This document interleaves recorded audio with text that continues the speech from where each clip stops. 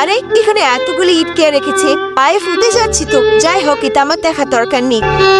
এই ফাঁকা রাস্তায় এবার জুতোকে রেখে গেল। যার হয় হোক, আমি এটা নিয়ে যাই, এক জায়গায় বসে জুতোটাকে পরে ফেলবো। জুতোটা দেখতে যেমন সুন্দর, আমার পায়েও একটু ফিট হয়েছে। আমি চলাচলও নিশ্চয়ই ভালো মতো পড়তে পারবো। আগে বাড়ি চলে যাই। আবার এই রাস্তায় ইটকে রেখে গেল। এমনিতে পিছনে ইট ভালো, আবার সামনেতে এত বড় ইট, কি আর করবো? লাথি মেরে ইট থেকে ফেলে দিই, নয়তো কেউ হোঁচট খেয়ে মাটিতে পড়ে যাবে।